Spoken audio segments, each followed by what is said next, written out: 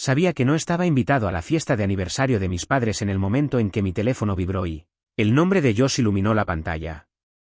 No había tenido noticias suyas en más de 3 meses, ni mensajes de texto, ni llamadas, ni siquiera un simple me gusta en una de mis fotos. Pero ahí estaba él, sonriendo con arrogancia digital, con un mensaje que simplemente decía: ¿adivina quién no viene a cenar? Adjuntaba una foto de una invitación con relieve dorado. Debajo de la escritura enrevesada y la foto de mis padres sosteniendo copas de champán. Los nombres de los anfitriones estaban escritos en letras grandes y orgullosas. Elaine y Robert Hamilton solicitan el placer de su compañía para su 40º aniversario de bodas. Y ahí mismo, impreso en una elegante fuente, estaban las palabras, sin acompañantes, sin excepciones. Como un pequeño cuchillo escondido dentro de un guante de terciopelo. Ni siquiera tuve tiempo de terminar de poner los ojos en blanco antes de que una segunda foto llegara a mi bandeja de entrada. Era la misma invitación, pero Josh había añadido su propia edición. Un trabajo de Photoshop tosco donde había garabateado mi nombre debajo del no invitado. Debajo, escribió una palabra: ay. Lo miré durante más tiempo del que quiero admitir, con el pulgar sobre la pantalla, sin saber si reír o tirar el maldito teléfono por la habitación.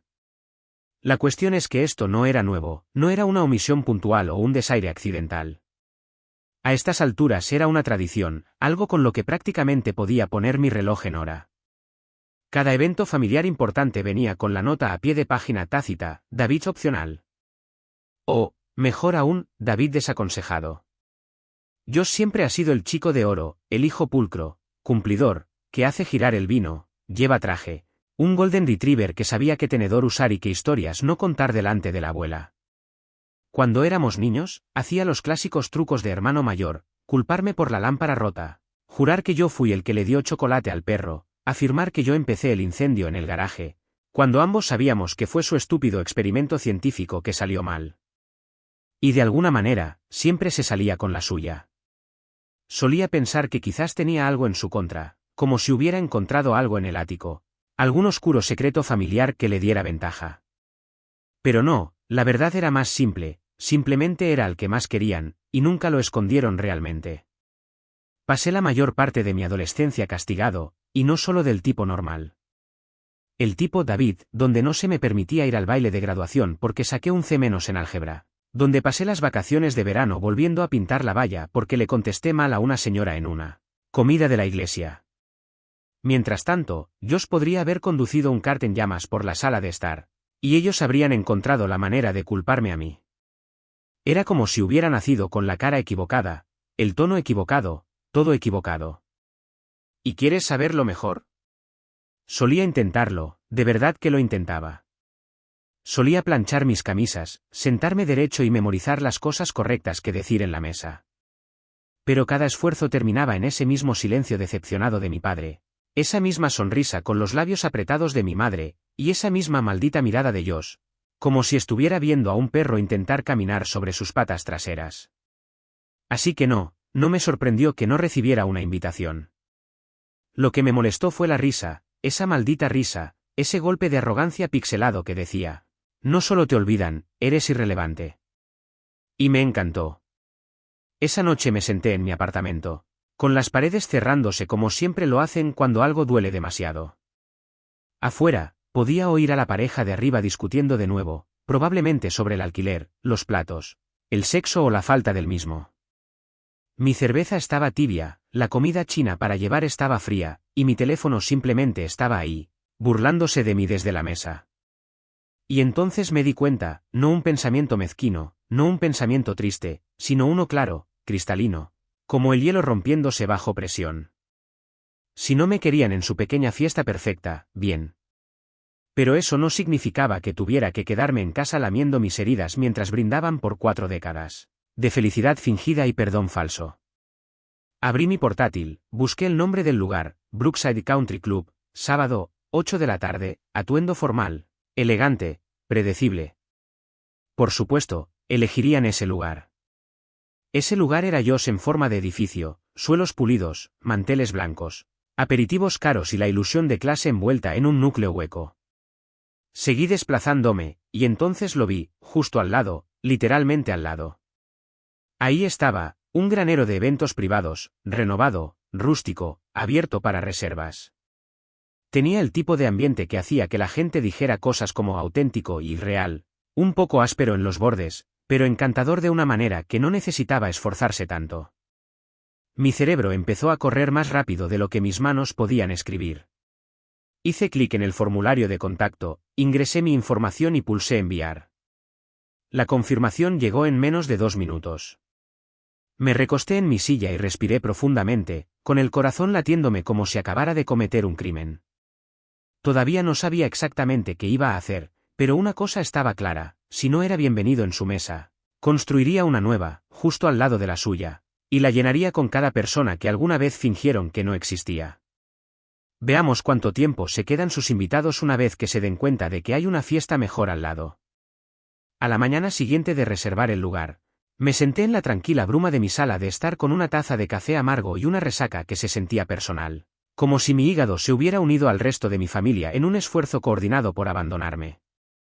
No me sentía triunfante, exactamente, pero había algo que bullía justo debajo de mi piel, una especie de energía vertiginosa y palpitante que no había sentido desde la universidad, cuando una vez llamé por broma a mi profesor de filosofía y lo convencí de que su gato había ganado una beca. Pero esto no era una broma inofensiva, esto era deliberado, esto era un mensaje. ¿Y si iba a organizar una fiesta rival la misma noche, justo al lado de la sagrada celebración de resistencia matrimonial y perfección familiar cuidadosamente seleccionada de mis padres, lo iba a hacer bien? Hice una lista, de la manera en que los generales dibujan planes de batalla, con nombres garabateados con tinta roja y flechas apuntando en direcciones salvajes, como si estuviera planeando un golpe familiar. Primero, los obvios, las ovejas negras, de los que mis padres susurraban con la voz baja durante las cenas. El tío Ron, que una vez demandó a su propio hermano por un barco de pesca, la prima Mindy, que se emborrachó en Navidad y le dijo a mi madre que su lasaña sabía a cartón empapado en arrepentimiento, y, por supuesto, la tía June, el dedo medio ambulante de la familia, que no había sido invitada a nada desde que llamó a mi padre un imbécil pomposo delante de su sacerdote. Ahora eran mi gente. Luego me puse creativo. Profundicé en los archivos de las disputas familiares. Me puse en contacto con personas cuyos nombres no se habían mencionado en años. Personas que habían sido eliminadas de la narrativa Hamilton como malas notas del guión. Estaba Lauren, la prima hermana de papá, que fue cortada por casarse. Por debajo de su nivel estaba Ray, mi primo tercero, que una vez encendió un porro en el brunch de Pascua, e incluso Becky, la compañera de universidad de mi madre, que nunca la perdonó por acostarse con su ex y luego fingir que no había sucedido. Cada uno de ellos respondió al teléfono como si hubieran estado esperando años a que alguien recordara que existían. Las invitaciones que envié no estaban impresas en cartulina gruesa y cara ni bañadas en perfume como las que mis padres enviaron por correo con sus plazos de RSVP un poco arrogantes. No, las mías eran textos directos y simples, llamadas telefónicas, algunos mensajes de Facebook con un toque de sarcasmo y honestidad. Les dije exactamente lo que estaba pasando: mis padres estaban organizando una fiesta al lado. Y yo estaba organizando una propia, una noche para los olvidados, los rechazados, los incluidos en la lista negra y los ruidosos. Ven cómo eres, trae a quien quieras y usa lo que te haga sentir vivo. Y no me detuve ahí. Contraté un camión de comida que se especializaba en sándwiches gourmet grasientos y nachos cargados. Reservé una banda de blues que recordaba de un bar de mala muerte en Tempe, ruidosa, conmovedora y tremendamente inapropiada para el ambiente de un club de campo. Traje a una amiga mía que solía trabajar en iluminación para pequeñas producciones teatrales, y se ofreció a instalar iluminación ambiental e instalar luces alrededor del granero que harían sonrojar a un tablero de Pinterest. Incluso pedí vino barato pero satisfactorio a granel a un vendedor mayorista en línea sospechoso y conseguí 30 sillas plegables de un tipo llamado Clint que podría o no estar dirigiendo una especie de mafia de sillas desde su garaje. Ahora, aquí está la cosa: pensé que si invitaba a 10 personas y cada una traía 2, serían unas 30 personas, que en mi cabeza sonaba como suficientes para hacer algo de ruido sin causar un motín a gran escala. Y estaba siendo conservador con esa estimación. Está bien, sí, sé que esa matemática no cuadra. Adelante, déjame un comentario diciéndome que soy un idiota. Esperaré. La noche anterior al evento, apenas dormí, no porque estuviera nervioso, sino porque no podía dejar de imaginar el momento. El momento en que Josh mira desde la pared del salón de cristal, levantando su champán caro, y ve a una multitud de inadaptados bailando bajo luces de guirnalda y comiendo nachos en platos de papel, riendo más fuerte de lo que el discurso del padre del año podría esperar controlar. No necesitaba superarlo, solo necesitaba ser visto. Cuando llegó el sábado, el sol se puso como si supiera que algo estaba a punto de ocurrir. Me vestí sin ceremonia, jeans oscuros, camisa negra abotonada, mangas arremangadas hasta los codos. No iba por lo elegante o formal, iba por lo impenitente. La gente comenzó a llegar temprano, primero un par de primos que apenas reconocía, luego el tío Ron con una camisa hawaiana, un paquete de 6 cervezas debajo de un brazo y una mujer la mitad de su edad en el otro. Pronto, el estacionamiento de grava frente al granero estaba lleno, los faros bordeando el campo como una película de autocine. Las voces y las risas se convertían en un zumbido bajo y gutural que me causaba escalofríos. Salí para tomar un poco de aire y lo vi, el salón principal, justo detrás del seto, iluminado como el delirio febril de una persona rica, arañas de cristal, columnas blancas altas, gente caminando con copas con tallos demasiado largos para un uso práctico. Y entonces lo vi a él, Josh, parado cerca del cristal, el traje perfectamente planchado, una mano levantada en un brindis. Sus labios se movieron, y la multitud del interior rió como si hubieran sido entrenados para hacerlo. No pude oírlo, pero no tuve que hacerlo, conocía ese discurso. Lo había escuchado una docena de veces, las historias de la infancia cuidadosamente seleccionadas, la jactancia humilde sobre Harvard, la frase final sobre cómo la familia lo es todo. Parecía arrogante, parecía imbatible. Pero luego me di la vuelta y volví hacia el granero, y justo cuando abrí las puertas, sonó la música. Una guitarra blues gritando a través de los altavoces, la gente vitoreando, alguien abriendo una botella con una risa lo suficientemente fuerte como para hacerse eco a través del campo. Que comience la noche. Comenzó como una pequeña sacudida, apenas perceptible a menos que se prestara mucha atención, como la primera vez que se escucha el crujido de un árbol antes de que se derrumbe. El granero estaba lleno ahora, zumbando de vida de una manera que no había visto en una reunión familiar en años, quizás nunca. Había botellas de cerveza chocando contra mesas plegables, gente rompiendo a bailar sin las rígidas formalidades de un vals coreografiado, y alguien, probablemente el primo Andy, había arreglado una antigua máquina de karaoke que chirriaba cada vez que el micrófono se acercaba demasiado a los altavoces. A nadie le importaba, esa era la belleza de ello. No estábamos aquí para impresionar a nadie, simplemente estábamos allí para existir, exactamente como éramos, sin disculpas ni representaciones. Me paré cerca de la pared trasera del granero donde las puertas estaban abiertas y el aire nocturno entraba, fresco y tranquilo, impregnado del olor a hierba y colonia barata. Alguien me dio una taza de plástico con algo peligrosamente rosado dentro. No pregunté qué era, simplemente bebí y observé como una chica que no reconocía, probablemente la novia de alguien o el rebote de alguien más, bailaba descalza sobre un paca de heno mientras gritaba la letra de una balada de rock de principios de los 90. Era un caos, pero era mi tipo de caos. Y entonces lo noté, una figura parada justo afuera del seto que separaba nuestro lugar del club de campo de al lado. La silueta parecía rígida, los hombros encorvados hacia adelante, como si estuvieran decidiendo si acababan de cometer un terrible error. Entrecerré los ojos, salí al césped y me di cuenta de que era alguien de la fiesta principal, un tipo llamado Will. Creo, el viejo amigo de Josh de la universidad, del tipo que probablemente tenía una reserva de golf todos los sábados y creía que la inteligencia emocional era una señal de debilidad. Sostenía una bebida en una mano, y su corbata ya estaba suelta alrededor del cuello, como si hubiera estado sofocándose lentamente toda la noche. No dijo nada. Simplemente asintió con la cabeza y cruzó el césped como un hombre escapando de una secta. 10 minutos después, llegó otra, esta vez fue Laura, una prima lejana con la que no había hablado desde que éramos niños. Llegó con tacones, pero se podía decir que se arrepintió de la elección en el momento en que pisó la tierra irregular cerca de la entrada del granero. Su rostro se iluminó cuando vio a la tía June haciéndole señas como a una compañera de armas perdida hace mucho tiempo. Y así, desapareció entre la multitud, sin anuncio, sin permiso, sin necesidad de explicaciones. Luego comenzó a suceder más rápido. Uno a uno, los invitados comenzaron a deslizarse entre los setos como fantasmas que se escapan de una mansión encantada.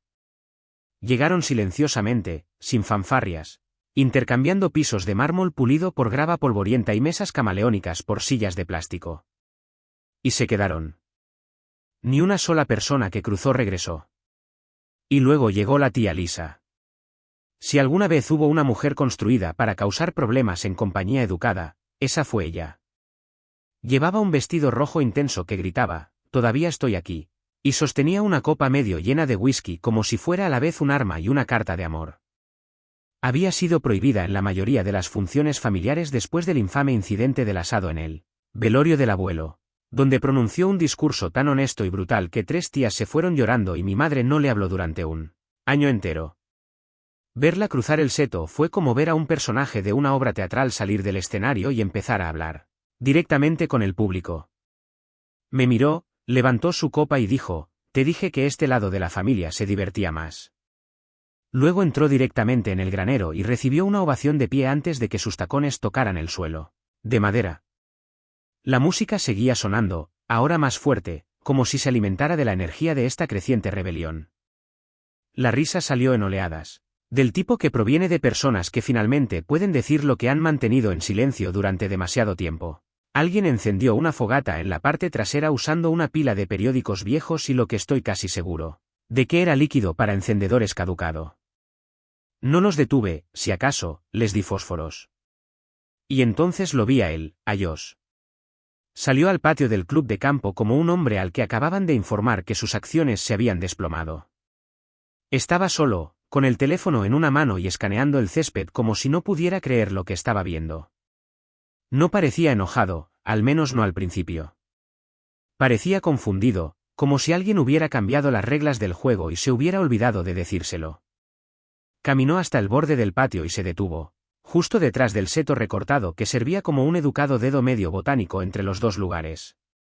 Durante unos segundos, no se movió, simplemente se quedó allí, con los ojos fijos en las luces brillantes del granero, las risas, el humo que se elevaba hacia el cielo y las siluetas de personas que nunca se suponía que importaran. Sus labios se movieron ligeramente, como si estuviera hablando consigo mismo, intentando calcular cuánta gente faltaba de su lado. Y luego caminó, lento, deliberado, como alguien que podría acercarse a una escena a la que no estaba invitado, sin saber si estaba entrando en una trampa o un ajuste de cuentas. Sus zapatos crujieron sobre la grava, y cada paso se sintió como un redoble en mi pecho. Me quedé cerca de la entrada, observándolo cruzar la línea invisible que habíamos trazado entre dos versiones de la misma familia. No habló cuando se acercó, sus ojos estaban oscuros, ilegibles, como si no estuviera seguro de si debía golpearme o sacar una silla. No sonreí y no me estremecí. Se detuvo a unos pocos metros de distancia, la música retumbando detrás de mí, el parloteo y el tintineo de las copas un ritmo constante debajo. Me miró como si fuera un extraño que le había robado las llaves de su casa y luego, sin decir una palabra, pasó junto a mí y entró en el granero. No dudó ni una vez, sus pies cruzaron el umbral como si supiera exactamente a dónde ir y a quién culpar, e hizo una línea recta a través de la multitud con el tipo de hombros tensos que le decían a todos los que estaban cerca que se alejaran de su camino. La gente se hizo a un lado instintivamente, sorprendida por el cambio repentino en la atmósfera, y la risa que había estado flotando tan libremente en el aire un momento antes disminuyó a un murmullo bajo, como si incluso la música hubiera bajado el volumen por respeto a la confrontación que claramente estaba por venir. Josh nunca fue el tipo de persona que hacía una escena, al menos no públicamente. Pero eso lo empeoró, porque cuando lo hacía, sabías qué significaba que se había roto. Estaba parado junto al enfriador de cerveza, en medio de una conversación con la tía June sobre cuántas personas habían cruzado desde el evento principal, cuando lo vi venir. Sus ojos se abrieron ligeramente y retrocedió sin decir una palabra, dejándome solo para saludar al príncipe coronado de la familia convertido en verdugo. ¿Qué demonios crees que estás haciendo?, preguntó Josh, sin molestarse siquiera en saludar. Su voz cortó el parloteo como una cuchilla en el cristal, aguda y furiosa, con el control escénico suficiente para hacerte saber que aún no lo había perdido por completo. No respondí de inmediato, simplemente lo miré de verdad, porque en ese momento ya no veía al chico de oro con el smoking. Veía a mi hermano, el mismo niño que solía esconderse detrás de nuestra madre cuando tenía miedo, el mismo tipo que se reía cuando suspendí mi examen de conducir pero en secreto me llevaba en coche hasta que aprobé. Y lo admito, sentí un destello de culpa, pero desapareció tan rápido como llegó, porque esto ya no se trataba de la infancia, se trataba de años de ser tratado como el polvo debajo de la elegante alfombra de su sala de estar.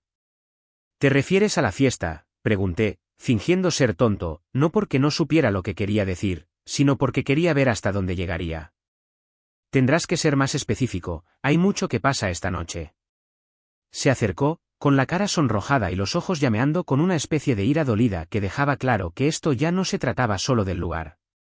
«Planeaste esto para avergonzarlos», dijo, su voz ahora baja pero aún peligrosa, el tipo de tono que la gente usa cuando apenas se controla.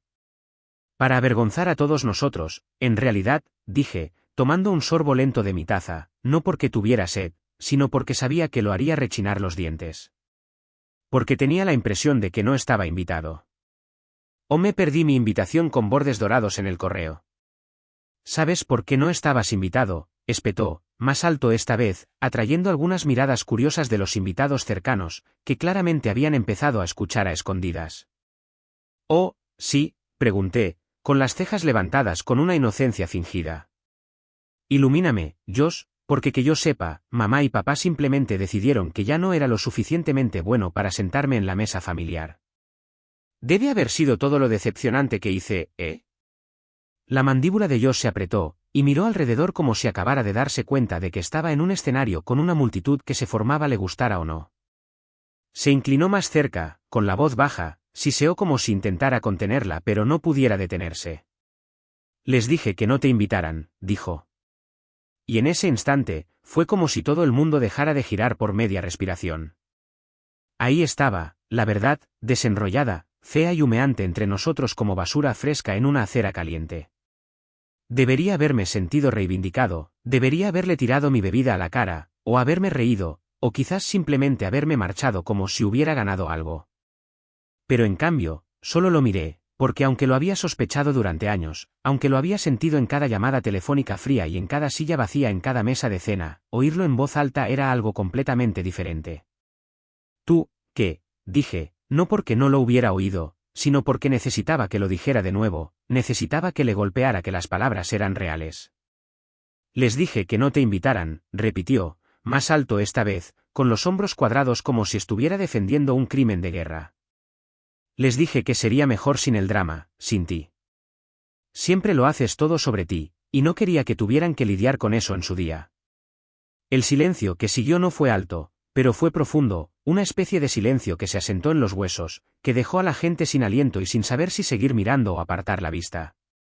Y entonces, desde el extremo más alejado del granero, una voz intervino, suave pero distinta. «Que alguien le dé un micrófono a este hombre». Era la tía Lisa, parada junto a la mesa de refrigerios con el teléfono ligeramente levantado, la pantalla brillando, la cámara claramente grabando. Y entonces alguien más empezó a reír, luego otro, y otro, no porque fuera gracioso, sino porque era ridículo, porque este hombre había entrado lleno de rabia y rectitud y había entregado la confesión como un maldito villano de comedia leyendo un guión. Josh palideció, y por primera vez en toda la noche, vi miedo en sus ojos, no el miedo a mí, sino el miedo a ellos, a la gente que nos rodeaba, a la fiesta que había crecido más allá de mi control, a la verdad que se había escapado y ahora estaba suelta en el mundo sin correa ni bozal. Intentó decir algo más, intentó retractarse, explicar o rescatar lo que quedaba de su pulido yo público, pero ya era demasiado tarde. «Acaba de subirse», susurró alguien detrás de mí. «Facebook, vídeo completo». Agarró a su madre también. Josh lo oyó, sé que sí. Y se quedó allí, congelado en medio de un granero lleno de la gente que había intentado borrar, mientras el resto de nosotros observábamos cómo comenzaban a caer los dominós en tiempo real. No sonreí, no dije una palabra, porque a veces la mejor venganza es dejar que la verdad haga todo el trabajo. No tardó mucho en comenzar la reacción en cadena, del tipo que no es fuerte ni explosivo, sino lento y sofocante, como el humo que se filtra por el marco de una puerta antes de que nadie note el fuego. La gente dice que la verdad te liberará, pero rara vez mencionan cómo puede destrozar una habitación antes de hacerlo. Después de que la confesión de Josh llegara al grupo de Facebook de la familia, se extendió como la sangre en el agua, atrayendo clics, comentarios y reacciones de todos los rincones del árbol genealógico, primos terceros, tíos olvidados y vecinos que no tenían ningún derecho a leer nada de eso, pero lo hicieron de todos modos. Y a medida que las pantallas se iluminaban con el escándalo, la tensión dentro de ese granero se espesó hasta el punto en que prácticamente se podía masticar. Mamá fue la primera en romperse, irrumpiendo con la mirada de una mujer a la que acababan de decirle que su jardín secreto había sido demolido y convertido en un estacionamiento. No dijo mi nombre, tampoco dijo el de Josh. Simplemente miró alrededor con los ojos vidriosos y los puños apretados, como si estuviera a punto de pronunciar uno de esos monólogos que solía ensayar frente al espejo antes de las recaudaciones de fondos de la iglesia. Pero esta vez, no había micrófono ni público amigable asintiendo con la cabeza, solo nosotros, los que no se suponía que estuviéramos aquí. No puedo creer esto, murmuró, mitad para sí misma, mitad para el techo, como si Dios pudiera tener una línea de atención al cliente. Arrastraste a esta familia por el barro. Corrección, dijo la tía Lisa desde la esquina sin levantar la vista de su taza. Ya estaba allí, él simplemente encendió las malditas luces. Papá la siguió, más lento y silencioso, como siempre lo hacía. No dijo nada, simplemente miró alrededor como si estuviera revisando mentalmente las salidas y deseando en silencio poder estar en otro lugar. Cuando nuestras miradas se cruzaron, apartó la vista rápidamente, como lo hace alguien cuando pasa un error antiguo en un pasillo de la tienda de comestibles y finge no darse cuenta. Siempre había sido mejor en el silencio que en el habla, era su superpoder y su maldición. Josh, por su parte, no dijo mucho después de eso. Se quedó a un lado como un hombre que ve su propio accidente automovilístico en cámara lenta, dándose cuenta demasiado tarde de que los frenos habían sido cortados hace años. Cada intento que hizo para hablar fue recibido con miradas de soslayo y espaldas rígidas. Nadie gritó, nadie tiró bebidas, pero el silencio fue peor. Hay algo brutal en ser rodeado en lugar de ser hablado, e incluso yo, de pie allí con la supuesta moral en alto, no me sentí bien al respecto, porque no sentí nada, ni alegría, ni reivindicación, ni siquiera a ese dulce y frío sentido de justicia que creía haber estado buscando. Había construido este momento en mi cabeza como si fuera el clímax de una película, una explosión catártica donde el desfavorecido puede reírse al final y más alto, pero la verdad es que se sintió más como humo después de un incendio, espeso, sofocante y vacío. Cuando la fiesta comenzó a disiparse y la música se convirtió en un zumbido bajo en lugar de un rugido, me encontré sentado en los escalones traseros del granero con una cerveza tibia y un cerebro zumbante. Fue entonces cuando apareció Gerald, un amigo de la familia de mucho tiempo atrás. Uno de esos tipos que habían estado tanto tiempo que parecía un resto de otra línea de tiempo. Se sentó a mi lado sin preguntar, sosteniendo una taza de café que estoy bastante seguro de que no contenía café. Sabes, dijo, mirando hacia la oscuridad, recuerdo que cuando eras niño, llorabas cada vez que alguien alzaba la voz. Eras un pequeño sensible. No respondí, no quería una lección. Una historia de lástima ni una forma indirecta de decirme que estaba equivocado al sentirme como me sentía. Pero Josh, continuó, él nunca lloró, ni una sola vez, ni siquiera cuando se rompió el brazo cayéndose de ese árbol junto a la valla de los Wilson. Simplemente se levantó, con los dientes apretados, los ojos como de cristal, y esperó a que alguien le dijera lo que había hecho mal. Eso llamó mi atención. Me volví para mirarlo, pero ya estaba mirando al pasado como si fuera una película que solo él podía ver. Creo que tus padres, creo que pensaban que te estaban protegiendo, dijo. Eras el que les daba lástima, el que les preocupaba. Recibiste la dulzura. Josh, él recibió las expectativas, la presión, todo.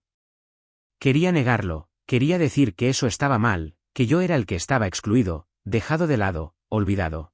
Que Josh recibió los elogios, el centro de atención, la infancia de 5 estrellas y las fotos de graduación. Pero cuanto más me quedaba allí sentado, más pensaba en la forma en que apretaba la mandíbula cada vez que alguien mencionaba mi nombre, en la forma en que se enfadó esta noche, no como un hombre que me odiaba, sino como alguien que había estado conteniendo la respiración durante demasiado tiempo y finalmente se había quedado sin aire. ¿Y si él no era el favorito? ¿Y si él era el escudo? ¿Y si yo era la razón por la que se apoyaban tanto en él porque me negaba a doblarme y él nunca decía que no? No me gustó la idea, sabía mal, amargo y extraño, como darse cuenta de que el villano de tu historia podría haber sido un rehén en su lugar. Pero ahí estaba, sentado en mi intestino como una piedra. Cuando los últimos invitados se habían ido y la limpieza había comenzado, volví a caminar por el seto hacia el club de campo. El salón principal estaba vacío ahora, excepto por una figura, Josh, solo en una mesa, mirando el fondo de una copa como si pudiera ofrecerle respuestas. Parecía mayor que horas antes, cansado, desinflado, solo un hombre que se había quedado sin cosas que defender. No entré, simplemente me quedé allí, más allá del cristal, observándolo, de la manera en que observas algo importante a distancia, incapaz de alcanzarlo, sin saber si siquiera deberías. Levantó la vista con el tiempo, y nuestras miradas se encontraron, a través del dolor, dos hermanos separados por todo lo que creían saber. Sin palabras, sin gestos, solo esa mirada. ¿Quién ganó? Diablos si lo sé.